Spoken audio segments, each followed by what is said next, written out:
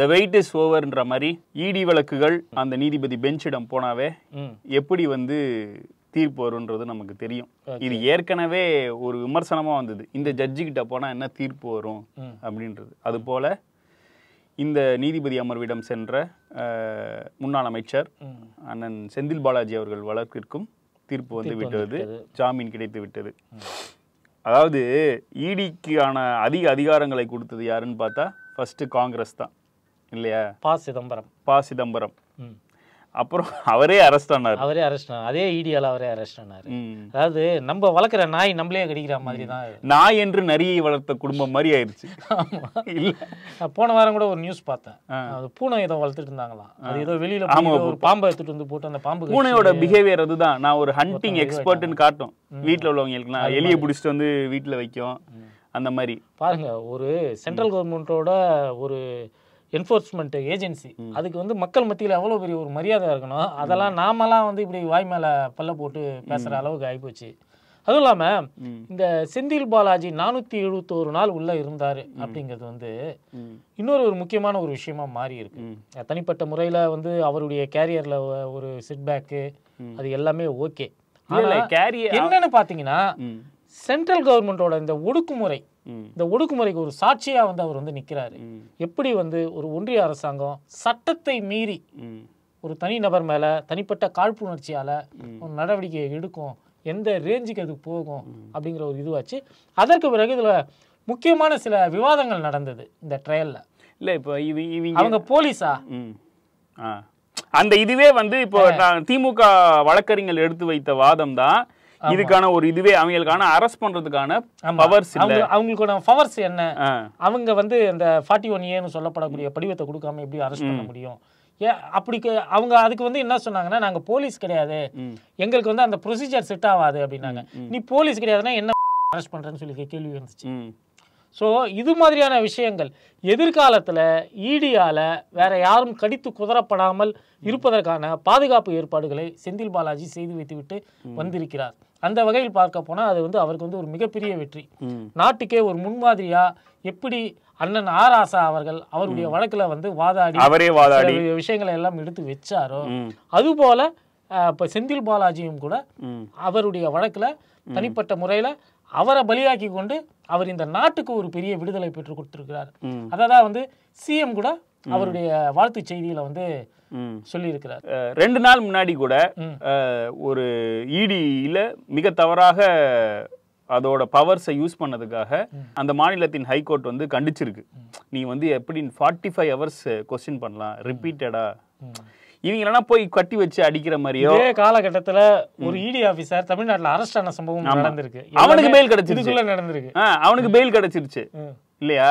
இவருக்கு இந்த இடியில கன்விக்ட் ஆனாவே 4 வருஷம் உள்ள இல்லையா? இடியில கன்விக்ட் ஆனா 4 வருஷம் உள்ள. கிட்டத்தட்ட அவர் வந்து 471 நாள்ல 1.5 வருஷம் முடிச்சிட்டார். இதுல ஒரு கொலை குற்றவாளிகளுக்கு ஈஸியா பெயில் கிடைச்சிருது. ஒன்றும் இல்லை, இப்போ இன்னைக்கு 17 கொலை செஞ்சவன், ஸ்பிரிட்டு கடத்துறவன், கஞ்சா விற்கிறவன் வந்து இன்னைக்கு வந்து சைதாப்பேட்டை கோர்ட்ல ஐயா சாமி எங்களை உள்ளேயே போட்டுருங்க, வெளியில விடாதீங்க, வெளியில விட்டா எங்க உயிருக்கு ஆபத்து அப்படின்னு சொல்லக்கூடிய அளவுக்கு இருக்கு அப்படின்ற இருக்குன்னா 17 கொலை உள்ளவனை எப்படி வந்து வெளியில வரான்? அது காரணம் என்ன? நீதிமன்றம் ஸ்பெசிஃபை பண்ணி சொல்ல. அப்புறம் இன்னொன்று வந்து பியர் ப்ரெஷர் கிரியேட் பண்றது. உதாரணத்துக்கு சட்டம் ஒழுங்கு சரியில்லை, சட்டம் ஒழுங்கு சரியில்லைன்னா சட்டம் ஒழுங்கு ஏன் சரியில்லைன்னா கஞ்சா வச்சிரவன், கள்ளச்சாராயம் காய்ச்சறவனை போலீஸ் குண்டாஸ் அடிச்சதுன்னா போனா நீ வந்து விடுதலை பண்றானுங்க. ஒரு கஞ்சா வச்சிருக்கிறவன், கஞ்சா வழக்குல உள்ள போனவன், அவனுடைய கேஸை வந்து ஒரு ஸ்பீட் ட்ராக் கேஸா உச்ச நீதிமன்றம் எடுத்து அவனுக்கு பெயில் கொடுக்குது. ஆமா, இந்த அளவுக்கு இருக்கு. அப்படின்னு இருக்கிறப்போ போலீஸ்க்கு நோ அதர் ஆப்ஷன். நம்ம வந்து என்கவுண்டர் வந்து நீதிமன்றங்கள் வந்து இந்த அளவுக்கு விமர்சனங்களுக்கு உள்ளாக வேண்டிய அவசியம் கிடையாது. என்கவுண்டரை ஒரு காலத்திலும் கலைஞரும் ஏத்துக்கல, இப்ப இருக்கிற யாரும் ஏத்துக்கல. ஆனா இந்த மாதிரியான ஒரு பியர் ப்ரெஷர் கிரியேட் பண்ணும்போது போலீஸ்க்கு வேற இது என்ன? இது வந்து ஒரு இதுதான் இன்னைக்கு அதை வந்து என்கவுண்டர்னா என்ன சொல்ல வரீங்க? இந்த ஆம்ஸ்ட்ராங் படுகொலைக்கு பிறகு வரிசையா நடக்கிற என்கவுண்டர்கள். திருச்சியில ஒரு என்கவுண்டர் நடந்திருக்கு. இது ஏன் சொல்றேன்? இல்ல என்கவுண்டர்ல நம்ம ஆதரிக்கல, ஆனா இந்த என்கவுண்டர்கள் மூலமாக இறந்தவர்கள் யாராவது வந்து காந்திகளா அப்படிங்கிற ஒரு கொஸ்டின் இருக்கு. ஒருத்தன் காந்தி தான் போல 5 கல்யாணம் பண்ணியிருக்கான். ஓ சரி சரி, இல்லையா? எப்படிங்க முடியுது இந்த காலத்துல 5, 6 முடியுது?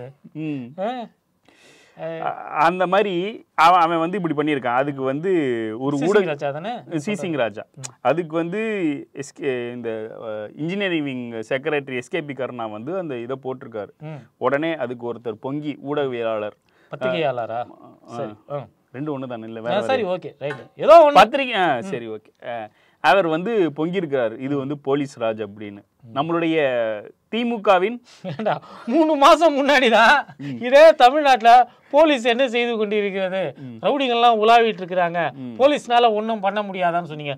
போலீஸ் கையை அவுத்து விட்டா என்ன நடக்கணுமோ அதுதான் நடந்து கொண்டிருக்கு. அதே ஆசாமி 2017 19 வரையும் என்னென்னலாம் என்கவுண்டருக்கு போட்டிருக்காரு அப்படின்றத திமுகவின் அகழ்வாராய்ச்சி அணின்னு ஒண்ணு வச்சிருக்கோம்ல சோசியல் மீடியால, அவங்க எடுத்து உன் பூலவாக்கு இதுதான் அப்படின்ட்டானுங்க இல்லையா.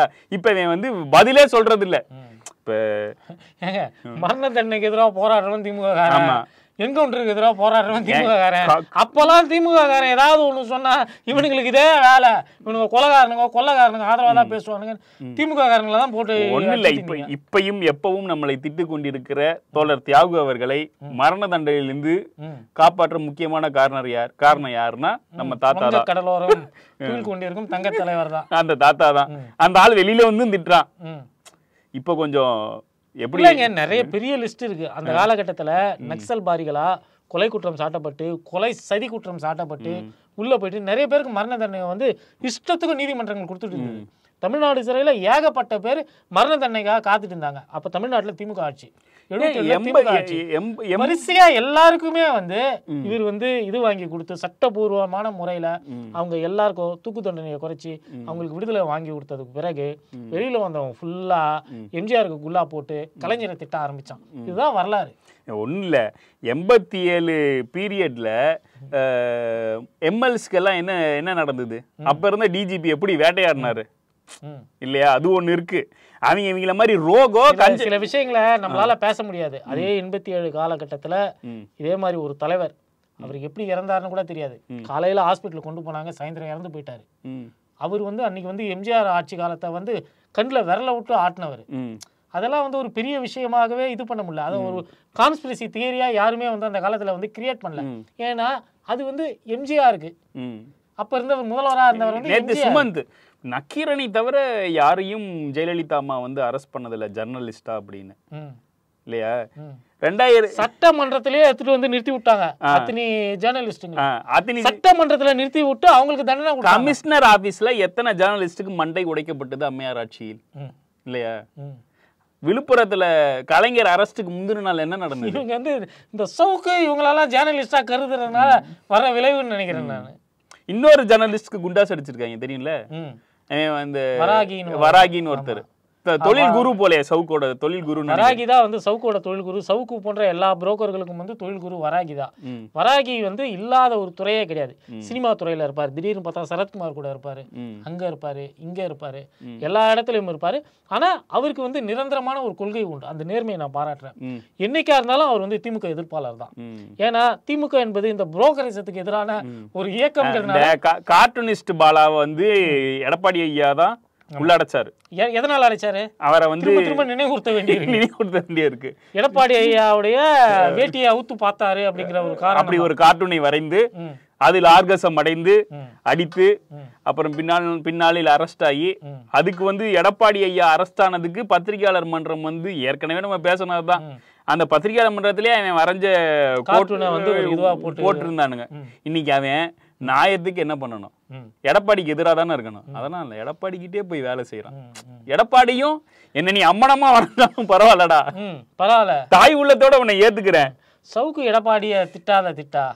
இன்னைக்கு எடப்பாடி சவுக்கையே வந்து இது பண்ற. சவுக்க வெளியில கொண்டு வந்ததே எடப்பாடி தானே. ஆமா, வேலுமணியோட அட்வொகேட்ல வேலுமணியும் தானே இன்னைக்கு கொண்டு வந்திருக்காங்க. அவங்களுக்கு அந்த சுயமரியாதை அப்படிங்கிற ஒரு விஷயம் வந்து இல்லவே இல்லை. அதாவது எடப்பாடிக்கும் கிடையாது, எடப்பாடி கிட்ட வாங்கி தின்ற இவனுங்களுக்கும் கிடையாது. அதனால வந்து அதெல்லாம் அப்படிதான் இருக்கும். இல்ல இப்ப இவன் வேலுபாய்க்கும் நம்மளுடைய பழனிசாமிக்கும் என்ன பண்ண போறான்னு தான் தெரியல. ஏன்னா இவனோட ட்ராக் ரெக்கார்டுன்னு ஒண்ணு இருக்குல்ல. நேற்று பார்த்த யாரோ ஒருத்தர் போட்டிருந்தாரு, பாமக காரர் ஒருத்தர் போட்டிருந்தாரு. அவரு என்ன போட்டிருந்தாருன்னா, அண்ணா சவுக்கண்ணே வெளில வந்துட்டீங்க, எங்களை மட்டும் ஒன்றும் பண்ணாதீங்க, ஐயாவை மட்டும் எதுவும் திட்டாதீங்க அப்படின்னு சொல்லி கெஞ்சி போட்டிருந்த ஒரு இது பார்த்தேன், ஒரு ஸ்கிரீன்ஷாட் ஒன்று வந்து இருந்தது. அவன் திட்டமாட்டான் வந்து இருந்தது. அவன் திட்டமாட்டான். அவன் வந்து தெளிவானவன். அவன் வந்து எப்பயுமே ஆதிக்கம் செலுத்துபவர்களை திட்டினதே இல்லை இல்லையா?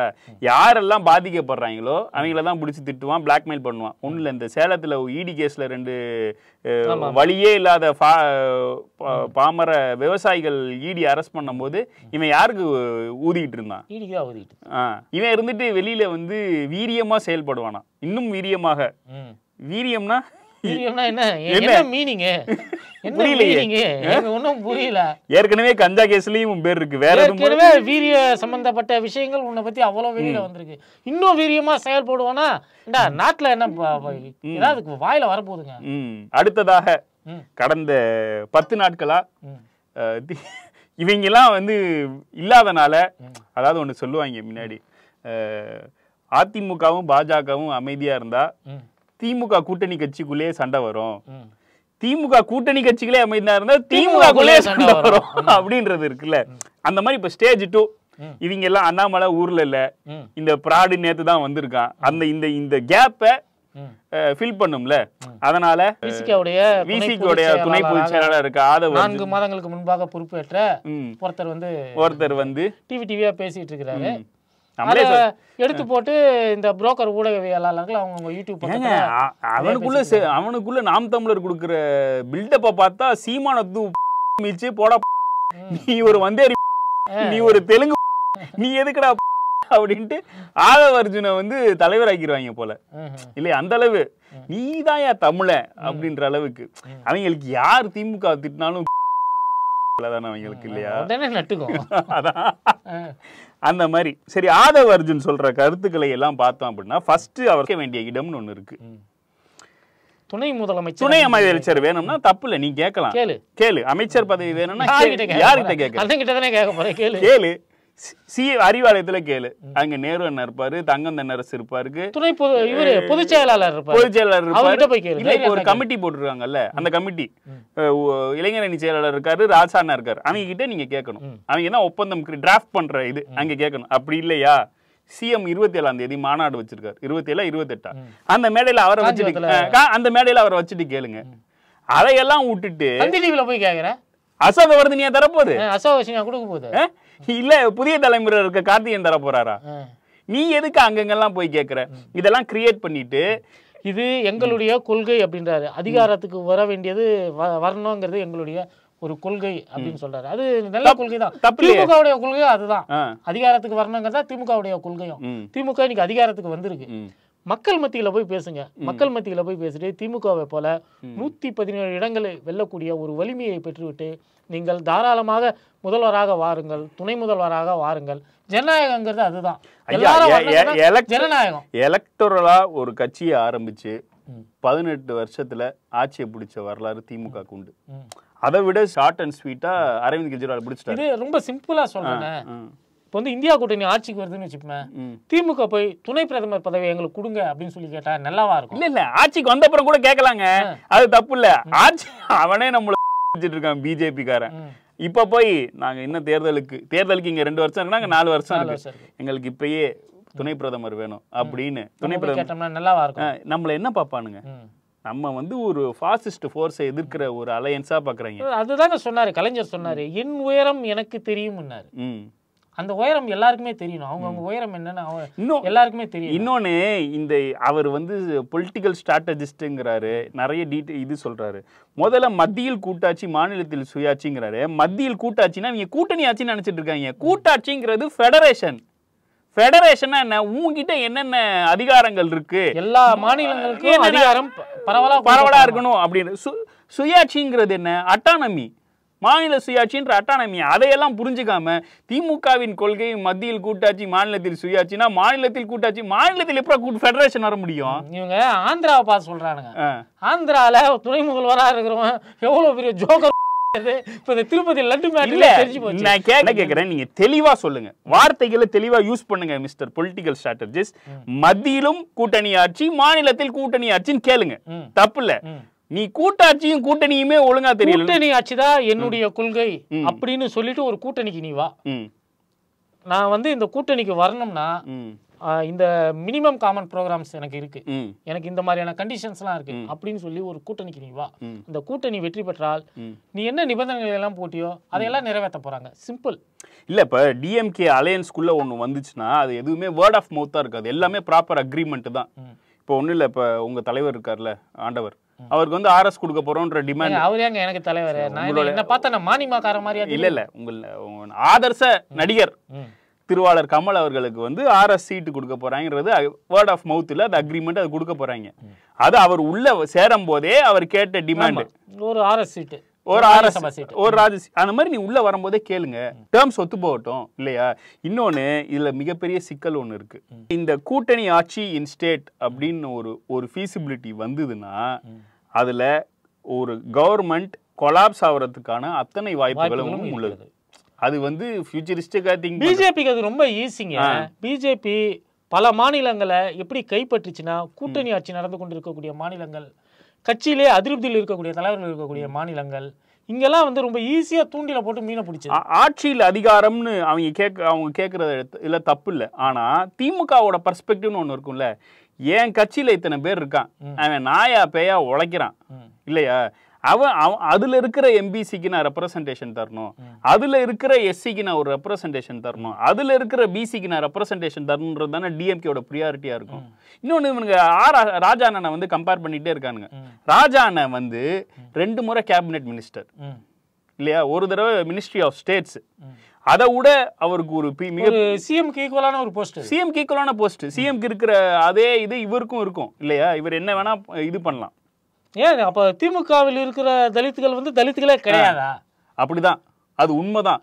திமுக இருக்கிறவங்க எல்லாம் இப்ப இவங்க கேஸ்ட் லீடரா பாக்குறாங்கன்னா அது நம்மளுக்கு பெருமைதான். திருப்பி வந்து பொது தொகுதியில தலித்தை நிறுத்த வைப்பியா? பொது தொகுதியில தலித்தை நிறுத்ததுங்கிறது திமுக 1957 இருந்தே நிறுத்திக்கிட்டு தான் இருக்கு. இது ஆனா திமுக ஒரு முறையும் கூட நான் ஒரு தலித்தை வந்து பொது தொகுதியில நிறுத்தி இருக்கிறேன், இவருக்கு ஓட்டு போடுங்க அப்படின்னு சொல்லி ப்ரொபகண்டா செஞ்சுக்கிட்டது கிடையாது. இன்னொன்னு விசிகா தலைவர் என்ன சொல்லியிருக்காரு, எனக்கு நீங்க ஒரு பொது தொகுதி கொடுத்தீங்கன்னா அங்க நான் நிக்க போறேன்னா இல்ல தலித் தான் நிக்க போறேன்னு சொல்லவே இல்லையே. அதுவே நம்ம கிட்ட வீடியோ இருக்கு, அங்க ஒரு நான் தலித்தை தான் போட முடியும். இவங்க எல்லாம் கேட்க வேண்டியது யார தெரியுமா? எஸ் பாலாஜி, ஷானவாஸ் ஜெயிச்சிருக்காரு. பொது தொகுதியில வந்து வாய்ப்பு கொடுக்கப்பட்ட போது அந்த பொது தொகுதியில இருக்கக்கூடிய விசிகாவில் இருக்கக்கூடிய பட்டியலினம் சாராதவர்கள் போட்டியிட்டு ஜெயிக்கிறாங்க. ஒண்ணும் இல்லை, இப்போ இந்த எலெக்ஷன் எடுத்துப்போமே, இந்த எலெக்ஷன்ல சிதம்பரம் தொகுதி பொது தொகுதியா இருந்திருக்குன்னு வைங்க, அங்க வந்து திருமாவளவன் நிக்கிறார். பாமக ஏடிஎம்கே பிஜேபி அலையன்ஸ்ல ஒரு நான் தலித் நிக்கிறாங்க.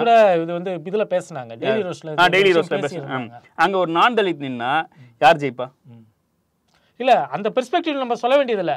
அதனால என்ன விளைவுகள் நடக்கும், சிதம்பரம் போன்ற ஒரு மாதிரியான சென்சிட்டிவான ஒரு பகுதியில என்ன மாதிரியான விளைவுகள் ஏற்படும் தேர்தல்? என்ன சிம்பிள், அது வந்து ஒரு ரிசர்வ்டு தொகுதியா இருக்கு. அந்த தொகுதியில இவர் நிக்கிறாரு, தேர்தல் அன்னைக்கு வந்து பானையை உடைச்சு அவனுங்க பண்ண கெலாட்டா, இது எல்லாத்தையுமே நீங்க பாத்துக்கிட்டு தானே இருக்கீங்க. இல்லைங்க, ஒரு தலித் வந்து தனி தொகுதியில நிக்கிறதுங்கிறது அவங்களுக்கான சேஃப்டிங்க, அவங்களுக்கான உரிமை, அது அரசியலமைப்பு கொடுத்திருக்கக்கூடிய உரிமை. அது அதை வந்து நீ ஏன் அங்க நிக்கிற, நீ பொது தொகுதியில நிக்கிறதுன்றது தப்பு. இன்னொன்னு நான் சொல்றேன், இதுக்கு ஆதி மூலத்துக்கே வருவோமே, அம்பேத்கர் கேட்ட இரட்டை வாக்குரிமை வந்து சரியான கொள்கை இல்லையா. அன்னைக்கு காந்தி அதை எதிர்த்தாரு, எம்சி ராஜா எதிர்த்தாரு, அன்னைக்கு ஆதரிச்ச ஒரே ஆள் யாரு? பெரியார் தானே. அதுதானே. இப்போ அந்த மாதிரி இருந்ததுன்னா தலித்துகளுக்கு போதுமான உரிமைகள், அதிகார பகிர்வு எல்லாமே வந்து. அடுத்து இன்னொன்னு, ரிசர்வ் தொகுதின்னு இவங்க சொல்லப்படுறது வந்து என்ன சொல்றாங்கன்னா, இவங்க ரிசர்வ் தொகுதியில இருக்கக்கூடிய எல்லா வாக்காளர்களுமே தலித்கள் தான் அப்படின்னு இவங்க நினைக்கிறாங்களா? ரிசர்வ் தொகுதியிலும் மற்ற சமூகத்தை சார்ந்தவர்கள் தான் ஒரு தலித் வேட்பாளருக்கு வாக்களிச்சு அவர் வெற்றி பெற வைக்கிறாங்க. சிதம்பரம் தொகுதியில அண்ணன் திருமாவளவன் ஜெயிச்சார்னா அங்கு திமுகவில் இருக்கக்கூடிய வன்னியர்கள், நாயுடுகள், ரெட்டிகள் உள்ளிட்ட எல்லா சமூகத்தவரும் வாக்களிச்சுதான் அண்ணன் திருமாவளவனை வந்து ஜெயிக்க வச்சிருக்காங்க. ஒன்றும் இல்லை, இப்போ காஸ்ட் சென்சிட்டிவான ஏரியாவில் 2019 எப்படி ஜெயிச்சோம்? நைட்டு 12 மணி வரையும் அங்கே இருந்த பூத்துக்குள்ளே இருந்தது டிஎம்கே ஐடி விங்கில் இருக்க கோஆர்டினேட்டர். ஓகேவா, அவன் வந்து வெயிட் பண்ணிட்டு உள்ள இருந்துட்டு ரிசல்ட் வர வரையும் புரிஞ்சுக்கிட்டு இருந்தான். அவன் அந்த தொகுதியில வேலை பார்த்தாரு. நீங்க அமைச்சரா இருக்கிறாரு அண்ணன் சிவசங்கர் இருக்கிறாரு, எவ்வளவு முறை சொல்லி இருக்கிறாரு அவர் வெளிப்படையா. அவரை வந்து சாதி துரோகின்னு முத்திரை குத்தி அவர் எந்த அளவுக்கு தர்ம சங்கடத்துக்கு உள்ளாக்குனானுங்க. வன்னியர் விரோதின்றாங்க இப்பவும் சொல்றானுங்களே, வன்னியர் விரோதின்னு சொல்றானுங்களே. அது நமக்கு பெருமை தான். ஒண்ணும் இல்லை, இப்போ திமுகல சில வீடுகள்லனா வந்து நாங்கள் உதயசூரியன் சின்னத்தை விட்டுட்டு நாங்கள் வேற எதுவுமே வரைய மாட்டோம் அப்படின்னு. உடனே இவர் அங்கே போய் நான் ஒன்று சொல்கிறேன் அதை செய், நீ பானையை வந்து கருப்பு சிவப்பில் வரைஞ்சிக்கோ, அதுதான் சின்னம் அப்படின்றப்போ சரி மாவட்டம் சொல்றாரு கேட்போம் அப்படின்னு எத்தனை பேர் மாத்துனாங்க? அது வந்து சாதாரண இது இல்லைங்க. ஒரு அடிச்சாங்க திருத்த முடியும், இது மாதிரி தான் மனமாற்றத்தை கொண்டு வர முடியும். இது வந்து ஒரு லப்பர் பந்து படம் மாதிரி தான் அரசியலும் இல்லையா? அவர் வந்து நான் சொல்றேன் நீ வந்து கருப்பு சிவப்புல வரைஞ்சுக்கோ. பரியரும் பெருமாள் கிளைமேக்ஸ்ல சொல்றாங்க முதல்ல டீயை குடிப்போம், அதுக்கப்புறமா கொஞ்சம் கொஞ்சமா நம்ம தலைவர் சொல்லியிருக்காரு திருமானம் ஜெயிக்கணும், நீ வந்து இது எத்தனை தடவை வந்து அந்த அந்த வரைஞ்சதுலன்னா அவங்க வந்து அழிக்கணும்னு வந்து போராடணும். திமுக தலைவர் சொன்னார்ல, அவர் தோற்றால் நான் தோற்றது மாதிரினார்ல. ஏன் உதயண்ண வந்து சொல்றாருங்க, அவர் வந்துட்டு அண்ணன் அங்க போயிட்டாரு, திருமாண்ண அங்க போயிட்டாரு, நான் இங்க பிரச்சாரம் பண்றேன், தம்பி கோச்சிக்காதீங்க, அண்ணன் நீங்க அங்கதானே இருக்கணும், நீங்க அங்க போய் போராடுங்கன்றப்போ அந்த மாதிரியான ஒரு இப்ப இருக்கிற லீடரை ஒரு தலைவரை நீ வந்து 4 வருஷத்துக்கு முன்னாடி நேற்று பெய்த மழையில் முளைத்த காளான் நீ வந்து யாரோட கேக்குற அரசியல்லாம் படம் தின்னு கொட்டை போட்ட தலைவர்ல பாத்தீங்க. திமுகவுக்கு பெருந்தன்மை வேண்டும், இதெல்லாம் வந்து மீடியால சொல்ற இல்ல, நீ பேசறதான்னு கேக்குறேன். இல்ல செல்லம், நீ வந்து ஒரு தொகுதியில போய் நிக்கிறனா அங்க திமுக காரன் ஓட்டு போடாம நீ ஜெயிச்சிருவியா? ஷானவாசனோ இல்ல அந்த சூழல் வர்றப்ப இது மாதிரி ஆட்களை எவ்வளவோ பேரை நம்ம கார்த்திக் சிதம்பரம் மாதிரி கார்த்திக் சிதம்பரத்தை பார்த்திருக்கிறோம், அங்கங்க நிறைய பேரை பார்த்திருக்கோம், பேரை சொல்ல விரும்பல நாம. அது எதுக்கு வந்து தர்ம சங்கடம் அவங்களே திருந்தி வாழறாங்க, மனம் திருந்தி வாழறாங்க அப்படிங்கிற பெயரை சொல்ல விரும்பல நாம. இவங்க எல்லாருமே வந்து அந்த தேர்தல் வர்றப்ப வந்து அப்படியே முழுக்க சரண்டர் ஆயிடுவாங்க. அதாவது ஒரு ராஜ விசுவாசத்தை காட்டுவாங்க. திமுக அதாவது ஒரு இது போகும்ல, வடிவேலுக்கு விவேக் பின்னாடி தனுஷ் போயிட்டு இருப்பான், கொஞ்ச நேரம் கழிச்சு தனுஷ் பின்னாடி விவேக் பார்ப்போம்ல, அந்த மாதிரி ஓவர் திமுக காரனா மாறிடுவீங்க. இப்படி பேசுறது வந்து யோசிச்சு பார்க்கணும். அண்ணன் திருமாவர்கள் யோசிச்சு பார்க்கணும்னா இன்னும் ஒரு 2 வருஷத்துல வந்து அசம்பிளி எலெக்ஷன் வரப்போகுது, நாளை பின்னைக்கு விசிகாரவங்க வந்து ஓட்டு கேட்கணும். ரொம்ப பேசிக்கா சிம்பிள். திமுகவை யாரு வந்து எதிரியா பாக்குறான்? வெறும் எதிரியா கிடையாது, இன எதிரியா யாரு பாக்குறான்? ஜாதி வெறி உள்ளவன், மத வெறி உள்ளவன். அப்ப திமுகவுடைய அரசியல்ல சமூகத்துல திமுகவுடைய இடம் என்ன? இது கூட புரிஞ்சுக்காம நீ பேசுவியா? இல்லங்க, சிந்தனை ஒரு மத வெறியா இந்த கட்சியை எதிர்க்கிறான், ஒரு ஜாதி வெறியா இந்த கட்சியை எதிர்க்கிறான் அப்படின்றப்போ இந்த கட்சியுடைய இடம் என்னங்கிறது உனக்கு புரியாதா? இல்ல யோசிக்க வேண்டாமா? ஆதவ அர்ஜுனுக்கு வந்து பாமக காரன் ஃபயர் விடுறான், அதிமுக காரன் ஃபயர் விடுறான், பிஜேபி காரன் ஃபயர் விடுறான்னா அவர் பேசுறது தப்புன்னு ஒண்ணு இருக்கா இல்லையா? அதை வந்து அவர் புரிஞ்சுக்க மாட்டார். அந்த கட்சியிலே எதிர்ப்புகள் வருது இல்லையா? சிந்தனை செல்வன் எதிர்க்கிறாரு, ரவிக்குமார் எதிர்க்கிறாரு, ஷானவாசன் ஒண்ணு சொல்ல, வன்னியரசு வந்து எதிர்க்கிறாரு. அப்படின்னா என்ன அர்த்தம்? பொலிட்டிக்கலா நமக்கு இருக்கிற லாங் டேர்ம் அஜெண்டா திருமாவளவனை முதல்வராக்கணும். திமுக சாதாரண தொண்டர்கள் அவர்களுக்கு என்ன ஒரு குறையா இருக்குன்னா, இத பத்தி விசிக தலைவர் வந்து வெளிப்படையா பேச மாட்டேன்றாரு. அவருக்கு தெரியாதா? திமுக மாணவரணியிலே இருந்தவர், நானே திமுக காரன் தான் சொன்னவர். ஏங்க நீங்க அவருக்கு தெரியாதா இதெல்லாம்? இல்ல, அவரு வேங்கை வயல் இஷ்யூல திமுக பின் பாயிண்ட் பண்ணி குறை சொல்றாங்க, ஏத்துக்கிறோம், ஓகேவா? அது வந்து தப்புன்றத சுட்டி காட்டுறாங்க, ஏத்துக்கிறோம். 12 மணி வேற அதுக்கெல்லாம் நம்ம கோவம் வருதா? நீ ஏன் பின் பாயிண்ட் பண்ணி அவரை சொல்ற? உனக்கு ஏன் அவ்வளவு அவர்ஷன் அவர் மேல? அவர் உன்னை வந்து ஒரு அண்ணனா நினைக்கிறார், அண்ணன் மாதிரி இல்ல, இந்த படத்துல உள்ள அண்ணனா தான் நினைக்கிறாரு. அப்படின்றப்போ அவருக்கு எதிர பேச ஒண்ணு இல்ல, ஒரு சின்ன மன்னிப்புல முடிய வேண்டியதை இவ்வளவு தூரம் வளர்த்துட்டு இருக்காங்கன்னு என்ன அர்த்தம்? இப்படியே போயிட்டு இருக்கு. சரி, இதை விட்டோம்னா காங்கிரஸ் கட்சியிலேயே இவர மாதிரி ஒருத்தர் இருக்கார்ல, கலைஞர் சொன்னார்ல, சிவகங்கை சின்ன பையன் அப்படின்னு, அவரோட சின்ன பையன் அவர் இருந்துட்டு நெடுநாளாக திமுக உரண்டை எழுந்து பார்த்து கொண்டிருக்கிறார். இன்னைக்கு ஒருத்தன் கூட ட்வீட் போட்டிருந்தான், விசிகாவா இருக்கனாலதான் நாங்க பொறுமையா. அவரு நம்ம வெளிப்படையா உடைச்சு பேசிடுவோமா? அவருடைய எண்ணம் என்னன்னா, என்னோட வயசு தானே உனக்கும், உனக்கு ஏன் இவ்வளவு மாசு? ஊர் எல்லாம் நீ போனா விசில் அடிக்கிறாங்க, பொட்டு வச்ச தங்க கூடன்னு பாட்டு பாடுறாங்க, நீ ஒரு செங்கலை தூக்கி காமிச்சனா ஒட்டு மொத்தமா கூட்டம் அலறுது. ஏன்னா அவருக்கு நான் போனா ஏன் இதெல்லாம் நடக்க மாட்டேன்? நீ போகவே 4 வேளை குளிக்கிறேன், நானும் வந்து சுத்தபத்தமா தான் இருக்கிறேன், எனக்கே இதெல்லாம் நடக்க மாட்டேன். அவர் போறதே எலெக்ஷன் அப்பதானே, மத்த நேரத்துல ஒண்ணும் பண்ணலையே. முந்தா நாள் கூட கட்சியில இருக்கிற மூத்தவங்களுக்கு வந்து பொற்கிழி விருது கொடுத்திருக்காரு. ட்ரிப்ளிகேன்ல ஒரு தொகுதிக்கு போனா கூச்சம் பார்க்காம பொது டாய்லெட்ல போய் இன்ஸ்பெக்ட் பண்ணிட்டு வர்றாரு. இந்த மாதிரி, அதாவது அண்ணா சொன்ன மாதிரி மக்களுடன் செல், மக்களுடன் வாழ், அவருடைய குறைகளை கேட்டறிந்து சொன்ன மாதிரி உழைப்பு உழைப்பு உழைப்பு. அது கலைஞர் ஃபேமிலி தயாரா இல்லையா? கலைஞர் ஃபேமிலியில எல்லாத்துக்குமே உண்டு. உன் வேட்டியில சின்ன கரை பற்ற கூடாதுன்னு அவ்வளவு கவனமா வர நீ. உன்னை எப்படி வந்து தொண்டை ஏத்துப்பான், உனக்கு எப்படி விசில் அடிப்பான்? ரொம்ப சிம்பிளான பிரச்சனை. கார்த்தி சிதம்பரத்துடைய பிரச்சனையை வந்து இப்படிதான் நம்ம பார்க்க வேண்டியிருக்கு. என்னுடைய ஏஜ் குரூப்ல இருக்கக்கூடிய ஒருத்தர், அவருக்கு ஒரு பெரிய வயசு நினைக்கிறேன், அவரோட ஒரு 2-3 வயசு சின்னவரா இருக்கலாம் போல. அவருக்கு வந்து அதுதான் பிரச்சனை. என்னையே அந்த மாதிரி கொண்டாட மாட்டேன்றீங்க அப்படிங்கிற ஒரு பிரச்சனை தான் அவருக்கு. வயிறு வாயெல்லாம் எரியுது. அவ்வளவுதான். வேற எதுவும் அதுக்கு மேல வந்து நம்ம வந்து கார்த்தி சிதம்பரம் மழை பெஞ்சு மரியாதை கொடுக்கிறதுக்கு மழை இல்ல அவரை யார் ஆதரிக்கிறான்றத பார்க்கணும். சுமந்தும் இவரும் வந்து கெய்னன் அண்டர்டேக்கர் டாக்டிங் மாதிரி இருக்கு இப்ப இல்லையா? ஆமா. அவரு இப்ப டிவிக்கு பேட்டி கொடுக்குறப்ப கூட பூஜை அறையை விட்டு வெளில வரமாட்டாரு. அந்த அளவுக்கு அவர் உழைப்பாளி. அந்த உழைப்பாளியும் இந்த உழைப்பாளியும் சேர்ந்து இனத்தோட தான் சேரும். திமுக எதிரான அவதூறுகள். இன்னைக்கு என்னன்னா மழை நேற்று பிச்சுட்டு பெஞ்சது 8 சென்டிமீட்டர். மழை பெஞ்சிருக்கப்போ தண்ணி தேங்க தானே செய்யும். அதை வந்து போட்டோ எடுத்துட்டு ரேஸ் ரோடு வெர்சஸ் வார்த்தையில சொன்னா மழை என்றால் தண்ணி தேங்க தான் செய்யும். ரேஸ் ரோடு வெஸ் ரெயின் ரோடுன்னு போடுறாரு. அதுக்கப்புறம் காலையில வடிஞ்சிருச்சியான்னு போடுறாங்க. நீ வந்து கூட்டணி கட்சியில இருந்துட்டு ஏன் இந்த குடைச்சலை கொடுக்குறீங்க? சரி கொடுத்து தொலைங்க. அதை விட்டா சமீபமா இந்த ஒரு மழை என்ன எனக்கு ஒன்றும் புரியல. யாராவது வந்து திமுக காரன் வந்து மேகத்து மேல ஏறி மேகத்தை கீறி விட்டு அங்கிருந்து தண்ணியை கொட்ட வைக்கிறானா? இல்ல இவங்க எல்லாம் ஆட்சி பண்ணா ஸ்டாப்னு சொன்னா மழை நின்றுமா? இன்னி வரைக்கும் செம்பரம்பாக்கத்தம்மாவை பத்தி ஒரு பேச்சு பேசியிருப்பியா நீ? அந்த பொம்பளை ராவோட ராவா வந்து மொத்தமா திறந்து விட்டுருச்சு. கூவம் வாட்டர் பத்தி வெள்ளை அறிக்கை கேக்குறாரு. கூவத்தோட ஹிஸ்டரி என்ன? 72-73 போட் இது வெள்ளை அறிக்கை இவர்தான் கார்த்தி சிதம்பரம் கேக்குறாரு. அவர் தொகுதி என்னன்னு தெரியல எனக்கு. வெள்ளை அறிக்கை கேட்டோம்னா அதுக்கான டீடைல்ஸ்னா போய் பார்த்தா கலைஞர் பீரியட்ல போட் சவாரி ஷூட்டிங் எல்லாமே நடந்தது. அதுக்கப்புறம் பொன்மலை செம்மல் ஆச்சு 10 வருஷத்துல மொத்தமா முடிச்சு விட்டாங்க. ஜோலியை முடிச்சு விட்டாங்க. இதாச்சு. அது இப்போ கூவத்துல இருக்கிற மிகப்பெரிய பிரச்சனை என்னன்னா அது சைட்ல உள்ள எஸ்டாப்ளிஷ்மெண்ட்டை ரிமூவ் பண்ணாம ஃபுல்லா பண்ண முடியாது. சரி பண்ண முடியாது. அது ஒவ்வொன்றா தான் பார்ட் அந்த மாதிரி பண்றப்ப இந்த பூர்வீக குடிகள் பிரச்சனை வேற வருது. அதே வேற சமாளிக்க வேண்டியது அரசாங்கம். ஆமா. அதுவும் அவங்களுக்கு ஒரு வீடு அலோகேட் பண்ணி ஒரு சிஸ்டம்ங்கிறது இப்படிதான் சுத்தம். இவங்க நினைக்கிற மாதிரி எனக்கு அங்கேயே வீடை கட்டி கொடு அங்க இருந்து ஏன் உன்னை அகற்றுறாங்கன்னா நல்ல ஆத்துக்குள்ள இருக்கிறங்கிறனால விரட்டுறாங்க. நீ ஆத்துக்குள்ள இருக்கிற ஆத்துக்குள்ள எதுவும் இது மாதிரி எஸ்டாப்ளிஷ்மெண்ட் இருக்கக்கூடாதுன்னு கோர்ட்டு சொல்லுது. அப்படிங்கிறதுனால தான் மாற்று இடம் ஏற்பாடு பண்ணி கொடுங்க.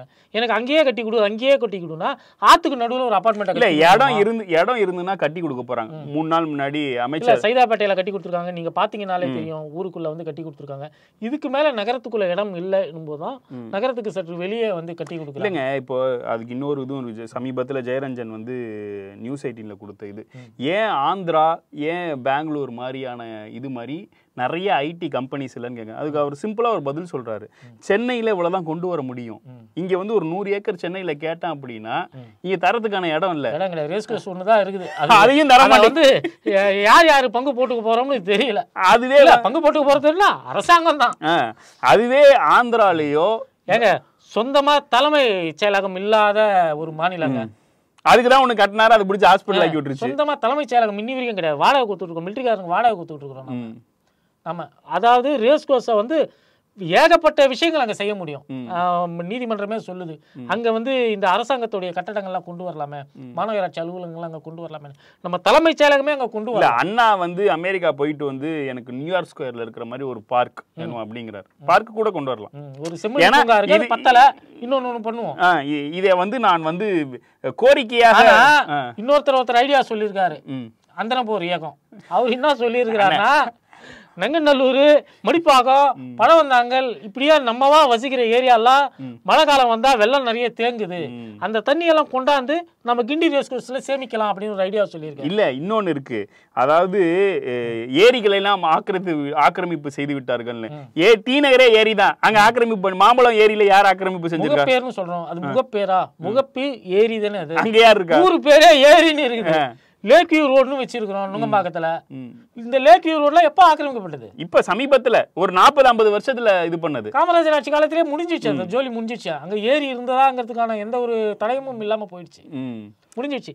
என்னன்னா மாவோ சொல்றாரு, சீனாவோட பிரசிடென்டா இருந்த மாவோ சொல்றாரு, முதல்ல மனுஷனுக்கு தான் எல்லாம், அது போக தான் மத்ததுக்குன்றாரு. அண்ணாவும் நீங்க பாத்தீங்கன்னா ரொம்ப ரூடா இருக்கும் அந்த ஸ்டேட்மெண்ட். முதல்ல மனுஷனுக்கு தானே மற்றதுக்கெல்லாம் என்ன அப்படிங்கிற ரூடாக இருக்கும். ஆனால் அவர் சொல்கிறது உண்மைதான். இன்னைக்கு இங்கே வந்து 1.5 கோடி பேர் 2 கோடி பேர் வசிக்கிறோம் நகரத்தில். சென்னை இல்ல இயற்கை வளங்கள் இயற்கை வளங்கள் எங்க போவோம், இயற்கை வளங்கள் அத்தனையும் எக்ஸ்ப்ளோர் பண்ணுங்க, இது பண்ணுங்க, மனிதன் வாழணும் அப்படின்றது அண்ணாவோட இது. நான் இந்த இதுக்கு சொல்றேன், இன்னைக்கு பள்ளிக்கரணை வந்து அத்தனை ஹெக்டேர் சதுப்பு நில காடா வச்சிருக்கணும்னா லட்சக்கணக்கான வீடுகளை அகற்றணும். நீ வந்து கூவத்துல இருக்கிற ஆக்கிரமிப்பு அகற்றும் போதே வந்து உனக்கு வந்து துடிக்குதுன்றப்போ இவ்வளவு லட்சக்கணக்கான வீடுகளை அகற்றணும்னா அதுக்கு நீ சம்மதிப்பியா? இல்ல அது எவ்வளவு பெரிய ஒரு அதையும் மீறி தான் இப்போ சதுப்பு நிலங்கள் மீறி இருக்கிற இடத்தை தாங்க பாதுகாக்க முடியும். இப்போ நீர்நிலையா என்ன இருக்கோ அதை தாங்க பாதுகாக்க முடியும். 50 வருஷத்துக்கு முன்னாடி எப்படி இருந்ததோ அந்த ஸ்டேட்டஸ்க்கு கொண்டு போனா வேளச்சேரியில வந்து அந்த கடைசியில இருக்க ஆகாய தாமரை அகற்றணும்னு வந்து காங்கிரஸ் எம்எல்ஏ வந்து ட்ரை பண்ணாரு. அகற்றிட்டாங்க. இப்ப அகற்றிட்டாங்க. போன தடவை ஏன் அகற்ற முடியலன்னா இந்த சூழல் சார்ந்த கும்பல் வந்துட்டு இதெல்லாம் பண்ணக்கூடாது, இயற்கைக்கு விரோதமானது. ஏங்க அந்த வேளச்சேரி ஏரி ஃபுல்லா ஆகாய தாமரையால பச்சையா நிரம்பி இருக்கும், தண்ணி இருக்கிறதே தெரியாது. அதை வந்து கிளீன் பண்றாங்க. இவங்க கிளீன் பண்றப்ப அந்த இலைகளை எடுத்து எங்க கரையோரத்தில் தானே போடுவாங்க. கரையோரத்தில் போடுவதால் அசுத்தம் ஏற்படுகிறது. போன வாரம் பேப்பர்ல போட்டுருந்தான். கரையோரத்தில் இந்த ஆகாய தாமரை கொட்டுவதால் கொசு வருகிறது. அங்கேயாடா நீ வீடு வச்சிருக்கேன்னு கேட்கணும். இல்ல இவரு ரோட்ல போறாரா கொசு வந்து கடிக்குதான் இவரை. அதை வந்து ஒருத்தர் ரிப்போர்ட் பண்ணிட்டு இருக்கான். டைம்ஸ் ஆஃப் இந்தியால இதுக்குன்னே ஒருத்தனை போட்டு வச்சிருக்காங்க. இந்த லிப்ஸ்டிக் இது. ஆமா, இந்த லிப்ஸ்டிக் மேட்டர் அதுக்கு வருவோம். அதுக்கு சரி, அந்த லிப்ஸ்டிக் மேட்டருக்கு வருவோம். அதாவது நேற்று தான் அந்த நியூஸ் ஃபிளாஷ் ஆகுது. ஆமா, ஒரு மெமோ கொடுத்திருக்காங்க, ட்ரான்ஸ்ஃபர் பண்ணிருக்காங்க. மெமோ 2 மாசத்துக்கு முன்னாடி கொடுத்திருக்காங்க. வேலையை விட்டு தூக்கி ரொம்ப நாள் ஆயிருக்கு, ஒரு 15 நாள் ட்ரான்ஸ்ஃபர் பண்ணிருக்காங்க.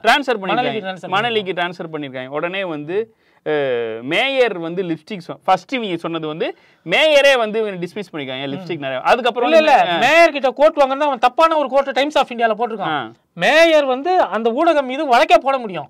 அவங்க சொல்லாத ஒண்ணு அவங்க சொன்னதா போட்டிருக்கான். அதுக்கப்புறம் மேயர் பிஎன் மாத்துறாங்க. கடைசியில போய் பார்த்தா அந்த அம்மா வந்து மெமோ வாங்கியிருக்கு, லேட்டா வந்திருக்கு. இந்த காரணங்களுக்காக தான் இது. ரொம்ப சிம்பிள். அதை பார்த்ததுமே நமக்கு வந்து புரியுது. அந்த அம்மா வந்து பொய் சொல்லுது. அந்த அம்மா என்ன சொல்லுதுன்னா, அப்படி டிரான்ஸ்ஃபர் பண்றதா இருந்தா 10 கிலோமீட்டர் சுற்று வட்டாரத்துல டிரான்ஸ்ஃபர் பண்ணோம். என்ன தூக்கி 70 கிலோமீட்டர் தள்ளி போட்டிருக்காங்க. நான் ஆவடியில இருந்து வரேன். ஆவடி டு மணலி 70 கிலோமீட்டர் தூரமா? என்ன புதுசா இருக்கு. அப்ப ஆவடி இருந்து காஞ்சி வராங்க 70 கிலோமீட்டர்னா இன்னொன்று தூக்கி காஞ்சிபுரத்துல போட்டிருக்காங்க. ஆவடியில இருந்து மணலினா 70 கிலோமீட்டர் தூரம். இப்ப இந்த அம்மாவோட ஒர்க் ஸ்பேஸே வந்து லிப்ஸ்டிக் போட்டதுனால மெமோ கொடுக்கல, லிப்ஸ்டிக் போட்டதுனால டிரான்ஸ்ஃபர் பண்ணல, லிப்ஸ்டிக் போடுறதுனால லேட்டா ஆபீஸ்க்கு வர. புரியுதுங்களா? லிப்ஸ்டிக் போறதுனால லேட் ஆகுது. நீ ரொம்ப மெதுவா மேக்கப் பண்ற, வேகமா நீ பண்ணிட்டு வந்தா இல்ல அது மேயரோட ஸ்டேட்மென்ட் இல்ல, இங்க இந்த ஆனியன் ரோஸ்டோட ஸ்டேட்மென்ட். அதுதான் சொல்றேன். நாம வந்து அதுக்கு சொல்லப்பட்ட காரணம் என்னன்னா, அந்த அம்மா வந்து டபேதாரா இருக்காங்க. சென்னை மாநகராட்சியில முதல் பெண் டபேதார். அது ஒரு சாதனை, அது ஒரு முக்கியமான ஒரு முன்னகர்வு. ஏன்னா எப்படி வந்து சென்னை மாநகராட்சிக்கு வந்து ஒரு பெண் மேயரை கொண்டு வந்திருக்காங்களோ அது போல ஒரு பெண் டபேதாரை கொண்டு வந்திருக்கிறது வந்து இதெல்லாம் தாங்க சமூக நீதி பார்வை. ஆனா அது வந்து சரியா வரல. வராதது காரணம் இந்த பெண்ணுடைய தனிப்பட்ட என்ன காரணம் வேணா இருக்கலாம். அவங்க லேட்டா வராங்க. மேயர் வர்றப்ப டபேதார் முன்னாடி வரணும், அவங்க லேட்டா வராங்க. அதனால ஒரு ஒழுங்கு நடவடிக்கை எடுக்கப்பட்டிருக்கு. எல்லா நிர்வாகத்திலும் இந்த ஒழுங்கு நடவடிக்கை எடுக்கப்படும் தான். நாம ஆபீஸ்க்கு லேட்டா போனோம்னா, லேட்டா போய் பயோமெட்ரிக்ல வச்சோம்னா ஹெச்ஆர்ல கூப்பிட்டு வாங்க தான் செய்வோம். இது எல்லா இடத்துலயும் இருக்கக்கூடிய ஒரு விஷயம் தான். அது மாதிரி எடுக்கப்பட்ட ஒரு நடவடிக்கை. அந்த பெண்மணிய இந்த ஒரு பிராத்தல் ஊடகம் போய் அணுகி தப்பான ஒரு ஸ்டேட்மெண்ட் கொடுக்க வைக்குது. ஆவடி டு மணலி 70 கிலோமீட்டருங்கிற அந்த ஸ்டேட்மெண்ட்டே தப்பு பேசிக்கா. இதெல்லாம் வந்து சாதாரணமா தெரியணும். நாங்க இது மாதிரி அப்படினா அப்ப daily Avadi to central Madras train புடிச்சதானே நீ வரணும். அது அப்ப எவ்வளவு 60 கிலோமீட்டர் ஆயிருச்சா? அது என்ன 60 கிலோமீட்டர் ஆயிடுச்சா? ட்ரெயின் புடிச்சதானே வரணும். நீ அதுக்கு சென்ட்ரல்ல இருந்து ட்ரெயின் புடிச்சதானோ ஆவடி சொல்ல போனா ஆவடி இது சென்ட்ரல் மெட்ராஸ் வரதுக்கு முன்னாடியே மணலி வந்துருச்சு. வந்துடுச்சு இல்ல கரெக்ட் தானே? கரெக்டா தான் ட்ரான்ஸ்ஃபர் பண்ணிருக்காங்க. அது எல்லாமே கரெக்டா தான் இருக்கு. இன்னும் சொல்ல போனா கிட்டக்க இல்ல அதுல ஒரு கவர்ச்சியை கொடுக்குறானுங்க பாருங்க. லிப்ஸ்டிக் போட்டதுனாலதான் வந்து இதெல்லாம் இது வந்து ஒரு எச்சத்தனம், ஊடகம் செய்யக்கூடிய ஒரு மிகப்பெரிய எச்சத்தனம். அது அந்த செய்தியை யாரெல்லாம் ஃபாலோ பண்றாங்க? தந்தி டிவி பண்ணுது, ட்விட்டர்ல ஃபேஸ்புக்கில் அந்த செய்தியை யாரெல்லாம் பூஸ்ட் பண்றாங்க அப்படின்னு பாத்தீங்கன்னா, இந்த பிராத்தல் லிஸ்ட் இருக்குல்ல, இந்த ஊடக பிராத்தல் லிஸ்ட் இருக்குல்ல, அந்த லிஸ்டோட ஃபுல் மேப்பை நமக்கு வந்து அப்படியே கிடைக்கும். இப்போ இதுக்கு தான் வரணும் திருப்பி. இப்போ வந்து ஒரு பெண் மேயர், தலித் பெண் மேயர், ஓகேவா? இது மாதிரி ஒரு அபியூஸ்மெண்ட் திரும்பி சொல்லிட்டு இருக்கிற தலித்துகளை பொறுப்புக்கு கொண்டு வரலன்னு வந்தவங்களை எப்படி நீ நடத்திட்டு? நீ எவ்வளவு அபியூஸ் பண்ற, நீ எவ்வளவு அபியூஸ் பண்றன்றது இருக்கு. அவங்க வந்து இத்தனைக்கும் அவங்களுக்கு ஒழுங்கா பேச வரல அப்படின்னாங்க. அந்த அம்மா நல்லா பேசுது. இன்னமும் சொல்ல அவங்களால செயல்பட முடியுமான்னு கேட்டானுங்க. நல்லா செயல்படும். இல்ல இப்போ இந்த லிப்ஸ்டிக் அவர்களுக்கு இவர்கள் மரியாதை கொடுப்பாங்க. லிப்ஸ்டிக் மேட்டர்ல யாரெல்லாம் ஒண்ணு சேர்றாங்கன்றது இருக்குல்ல. நம்ம அந்த கவுன்சிலர் அம்மா இருக்குல்ல, பிஜேபி கவுன்சிலர் அம்மா, அந்த டீனே மாம்பழம், அது இருந்துட்டு லிப்ஸ்டிக் போட்டதற்காக நிறைவேற்றி விட்டு வேலை உமானந்த் ஏம்மா நீ துண்டு போட்டதுக்கு என்னென்ன பேச்சு பேசுன. அதாவது நம்ம ஒருத்தங்களை எதிர்க்கிறோம்னா கூட யாரெல்லாம் சேர்ந்து எதிர்க்காங்கன்னு கூட எங்களுக்கு தெரியாது. காலம் முழுக்க சமூக நீதிக்கு எதிரான கும்பல் நாம் எதிர்க்கும் ஒருவரை எதிர்க்கிறது என்றால் நாம் அவரை எதிர்க்கிறது தவறுன்றது கூட ஒரு புரிதலே இல்லாம இப்படி நடந்துட்டு இருக்கு. ரொம்ப சிம்பிளுங்க. நீங்க பேசுறத பிஜேபிக்காரன் ஆதரிக்கிறான்னா நீங்க தப்பா பேசிட்டீங்கன்னு அர்த்தம். நேத்து புரோக்கர் கஞ்சா சங்கர் மதுரை ஜெயில இருந்து வரான். அவனை வரவேற்கிறதுக்கு அங்க போய் பிஜேபிக்காரங்க தான் நிக்கிறானுங்க. ஏடிஎம்கே கூட போல, முக்காடு போட்டுக்கிட்டா போவானுங்க, அவனுங்க கூட போல, ஃபுல்லா பிஜேபிக்காரங்க நிக்கிறானுங்க. இதுதான் ரொம்ப பார்க்கப்பட வேண்டிய ஒரு விஷயம். பிஜேபிக்காரன் எதை ஆதரிக்கிறான், பிஜேபிக்காரன் எதையெல்லாம் வரவேற்கிறான் அப்படின்னு பார்த்துட்டு வேறு எதிரான ஒரு நிலையை எடுக்கக்கூடியவர்கள் யாருன்னு பார்த்துட்டு அவங்கதான் யோகியமானவங்க அப்படின்னு நம்ம அடையாளம் கண்டுபிடிச்சோம். பெரியார் சொன்னார்ல, தேர்தல் அப்ப பார்ப்பான் என்ன நிலைப்பாடு எடுக்கிறானோ அது நேர் எதிர் நிலைப்பாடு தான் நாம் எடுக்க வேண்டும். அதை சொல்லி இன்றைய பூமரை முடிக்கிறோம். மீண்டும் மூத்தவருடன் சந்திப்போம். நன்றி, வணக்கம்.